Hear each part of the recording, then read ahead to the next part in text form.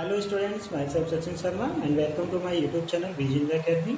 और ये सीरीज चली थी 12th एनसीईआरटी मैथमेटिक्स थी और मैं आपको चैप्टर नंबर 5 कंटिन्यूटी और डिफरेंशियबिलिटी पढ़ा रहा था, जिसमें मैंने आपको कंटिन्यूटी कंप्लीट करा दिया था, जिसको हम सातत्य बोलते हैं। और आज हम पढ़ेंगे नेक्स्ट टॉपिक डिफरेंशियबिलिटी। डिफरेंशियबिलिटी का मतलब होता है अवकलनीयता। मैंने ऊपर लिखा है केवल अवकलन, लेकिन ये अवकलन नहीं है। यहाँ पर हम पढ़ेंगे पहले अवकलनीयता, ठीक है, और उसके बाद पढ़ेंगे अवकलन। तो अवकलनीयता का मतलब एक क्वालिटी होती है जो किसी भी फंक्शन की होती है, ठीक है। और उसके बाद हम करेंगे अवकलन, जो एक वर्ब यानी क्रिया होगी, एक तरीके से एक ऑपरेशन होगा जो एक फंक्शन पे अप्लाई होगा। तो सबसे पहले हम डिफरेंशियबिलिटी चेक करेंगे कि कोई भी फंक्शन को हम डिफरेंशिएट कर सकते हैं नहीं कर सकते हैं। वास्तव में डिफरेंशिएट का मतलब क्या होता है? डिफरेंशिएट किसी भी फंक्शन का उसके रेस्पेक्टेड वेरिएबल जो होता है उसके सापेक्ष परिवर्तन की दर होती है, यानी rate of change of function with respect to independent variable. अगर हम डिफरेंशिएशन यानी अवकलन की बात करें तो कोई भी फंक्शन आपका अवकलनीय होगा, यानी अवकलन हम उसका कर सकेंगे यदि वो फंक्शन आपका उसके गिवन जो आपका इंडिपेंडेंट वेरिएबल होता है, स्वतंत्र चर, उसके सापेक्ष उसकी जो दर है वो आपकी क्या है, एक तरीके से सतत है, कंटिन्यूस है। तो उसके लिए हम चेक करते हैं डिफरेंशियबिलिटी। जिस तरीके से कंटिन्यूटी चेक करते हैं वैसे ही हम डिफरेंशियबिलिटी भी चेक करते हैं। जैसे कि आप देखेंगे, एक होता है हमारा लेफ्ट हैंड लिमिट, लेकिन यहाँ पे आ जाएगा लेफ्ट हैंड डिफरेंशिएशन। एक होता है राइट हैंड लिमिट, तो यहाँ पे आ जाएगा राइट हैंड डिफरेंशिएशन, ठीक है। तो वो दोनों आपकी क्या होनी चाहिए, इक्वल होनी चाहिए, जैसे कि हमने कंटिन्यूटी में पढ़ा था, ठीक है। बट हम दोनों को अलग अलग ना पढ़ के सबसे पहले ये पढ़ेंगे कि हम लिमिट की हेल्प से डिफरेंशिएशन कैसे फाइंड करेंगे, क्योंकि यहाँ पे L फॉर लिमिट हो गया और D फॉर डिफरेंशिएशन हो गया।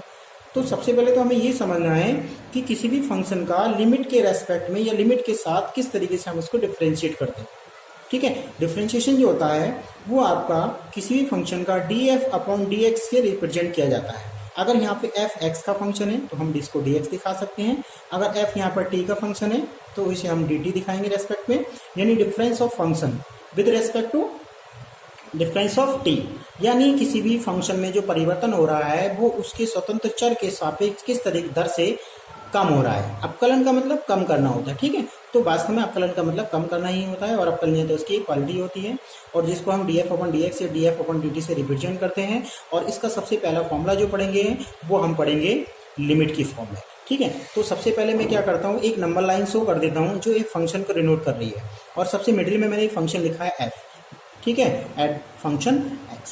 किसी फंक्शन x जो है वो वेरिएबल है इसका इंडिपेंडेंट, ठीक है। अगर हम इसके राइट में जाते हैं तो मैंने आपको पढ़ाया था x की वैल्यू इंक्रीज होती है तो ये हो जाएगा fx प्लस h, ठीक है। और अगर हम लेफ्ट में जाते हैं तो x की जो वैल्यू है वो डिक्रीज हो जाएगी तो ये हो जाएगा x माइनस h। तो यहाँ पर फंक्शन की तीन वैल्यू आपको दिखाई दे रही है, fx प्लस h और fx माइनस h।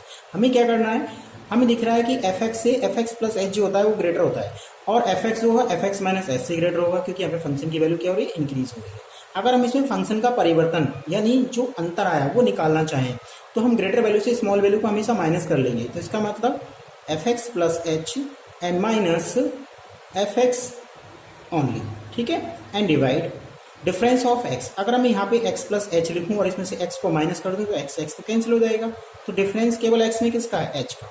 इसी तरीके से अगर मैं इधर से चेक करूँ तो इधर आपका फंक्शन इस पेयर में fx बड़ा है और उससे छोटा क्या है, fx माइनस h, ठीक है, एंड डिवाइड बाई h, क्योंकि अगर हम x में से x माइनस h को माइनस करेंगे तो x तो कैंसिल हो जाएगा और h माइनस माइनस प्लस हो जाएगा। तो ये फंक्शन का क्या हो गया, डिफरेंस, इसलिए हम इसको df बोल देते हैं। और h क्या है, डिफरेंस ऑफ x की x में कितना परिवर्तन हुआ, जो यहाँ पर x था यहाँ पे x प्लस h हो गया और यहाँ x माइनस h हो गया। तो आप यहाँ से यहाँ देखें तो x में h का परिवर्तन हो रहा है, यहाँ भी h का परिवर्तन हो रहा है। तो रियल में ये क्या है, ये आपका f में डिफरेंस और x में डिफरेंस का रेशियो होता है, ठीक है। और इसको हम लिमिट लगा के दिखाएं तो रियल में h नथिंग, h के क्या है, h एक जीरो के टेंस टू वैल्यू होती है, ठीक है। तो ये भी सेम फंक्शन है आपका, इसमें भी हम लिमिट दिखा देंगे h टेंस टू जीरो, क्योंकि h यहाँ पर एक माइन्यूट वैल्यू होती है जिसको हम जीरो के इक्वल ऐड कर लेते हैं। तो वास्तव में ये जो होता है ये हमारा राइट हैंड डिफरेंशिएशन होता है, और ये जो होता है ये हमारा लेफ्ट हैंड डिफरेंशिएशन होता है, ठीक है, जिसको हम df अपॉन dx से रिप्रेजेंट कर सकते हैं, ठीक है। आगे हम इसके डिफरेंट नोटेशन यानी सिंबल भी पढ़ेंगे, लेकिन फिलहाल हमने यहाँ पर एक फॉर्मूला क्रिएट कर लिया है कि किसी फंक्शन की अवकलनीयता यानी डिफरेंशियबिलिटी चेक करने के लिए ये एक फॉर्मूला है, ठीक है। तो सबसे पहले हमें क्या करना है, यहाँ पे फंक्शन को हम किसी एक फंक्शन से चेक करेंगे कि कोई फंक्शन हम डिफरेंशिएट किस तरीके से कर सकते हैं, ठीक है। तो हम किसी एक फॉर्मूले का यूज करेंगे, या तो लेफ्ट वाले का या राइट वाले का। लेकिन हम इसमें राइट या लेफ्ट वर्ड यूज नहीं करेंगे, हम केवल उसका डिफरेंशिएशन यानी अपकलन याद करेंगे, एनी वन फॉर्मूला, किसी एक फॉर्मूले से। ठीक है, तो चलिए स्टार्ट करते हैं। एक सिंपल सा फॉर्मूला लेते हैं, और आपको मैंने एक चीज बताई थी फर्स्ट ईयर में, ये आपने पढ़ी होगी, नहीं पढ़ी हो तो आप समझ लेंगे, आईलेट।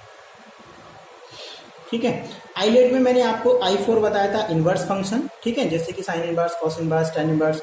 तो sine inverse, cos inverse, tan inverse. L4 होता है लॉगरिथम फंक्शन, जैसे कि log x। A4 होता है अलजेब्रा यानी x की पावर n। T4 होता है ट्रिग्नोमेट्री यानी sin x ओनली। और E4 होता है एक्सपोनेंशियल यानी e की पावर x, जिसमें पावर में x होता है। ठीक है, तो हम इन डिफरेंट टाइप के फंक्शनों के अपकलन पढ़ेंगे, डिफरेंशिएशन पढ़ेंगे। तो सबसे पहले हम डिफरेंशिएशन स्टार्ट करते हैं, वो पढ़ते हैं हम x की पावर n से, जिसको हम कहते हैं अलजेब्रिकल फंक्शन। तो सबसे पहले हम इस टाइप के डिफरेंशिएशन पढ़ना स्टार्ट करेंगे। ठीक है, तो जिसमें सबसे पहला डिफरेंशिएशन हम x की पावर n की फॉर्म का पढ़ेंगे। तो मैं यहाँ पर n ना लेकर n है, तो चलिए n ही ले लेता हूँ मैं। तो सबसे पहले हम पढ़ेंगे differentiation of the f with respect to x, where f is a function fx is equal to x की पावर n। ठीक है, अगर हम इसमें x में h ऐड कर लेते हैं तो ये हो जाएगा fx plus h is equal to x plus h की होल पावर n।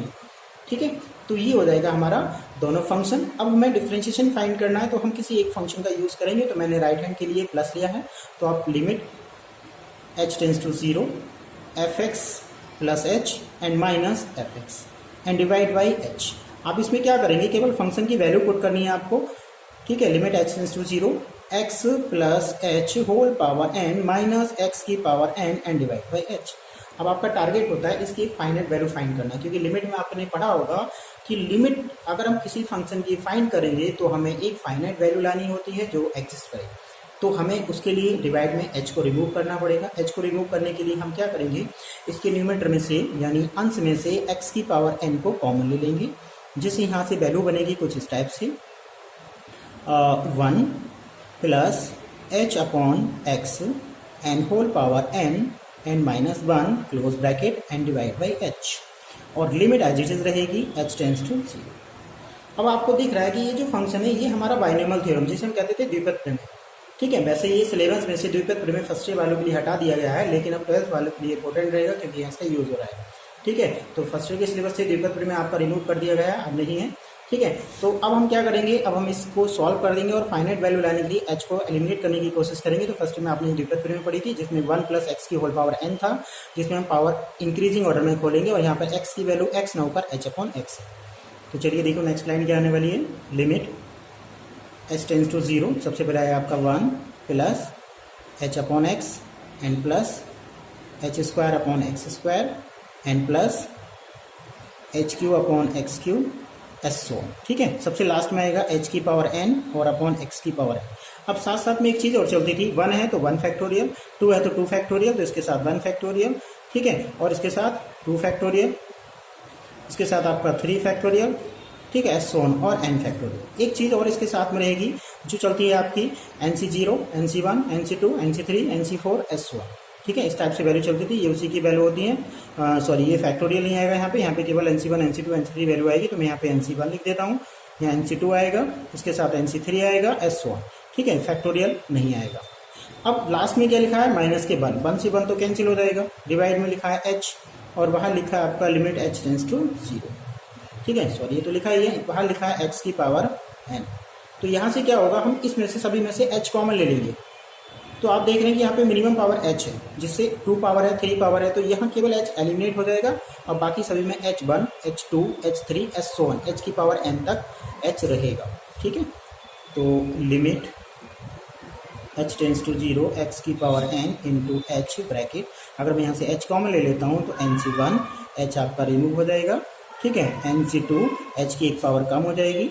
ठीक है, और यहाँ बचेगा only h upon x square, फिर NC3 के साथ h की पावर 2 बचेगी, और नीचे x की पावर 3 S1। ठीक है, और ये आपका लास्ट तक h की पावर n अपॉन x की पावर n, ऊपर एक पावर माइनस हो जाएगी, और इसके साथ आएगा NCh माइनस 1, डिवाइड में h, s से h कैंसिल हो जाएगा। अब आपको करना क्या है, अब आपको केवल h की वैल्यू 0 पुट करनी है, क्योंकि डिनोमिनेटर से h आपका कैंसिल हो चुका है।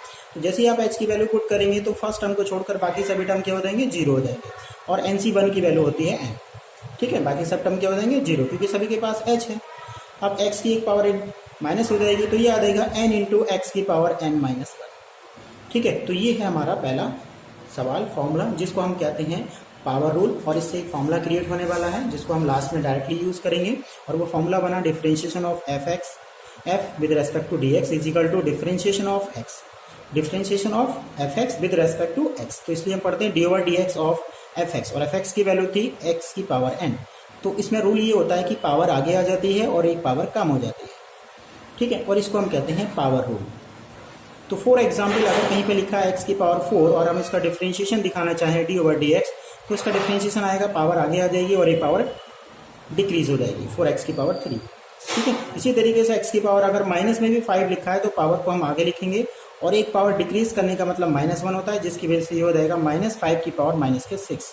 तो आपको केवल रूल अप्लाई करना है, power multiply and less than 1 power हो जाएगी, ठीक है। तो इसको हम कहते हैं पावर रूल ऑफ डिफरेंशिएशन, ठीक है। तो ये पहला फॉर्मूला था। इसी तरीके से हम अगले टॉपिक में, अगले लेक्चर में, ये जो मैंने आइलेट टाइप ऑफ फंक्शन बताए हैं, हम सभी फंक्शनों के अलग अलग डिफरेंशिएशन पढ़ेंगे। पहले लिमिट के फॉर्मूले से पढ़ेंगे और उसके बाद हम उनको डायरेक्ट याद करेंगे, ठीक है। तो कुछ एक्सरसाइज आपको इसमें फॉर्मूले से करनी पड़ेंगी और बाद की जो एक्सरसाइज होंगी वो आपको डायरेक्ट फॉर्मूले से करनी होगी, ठीक है।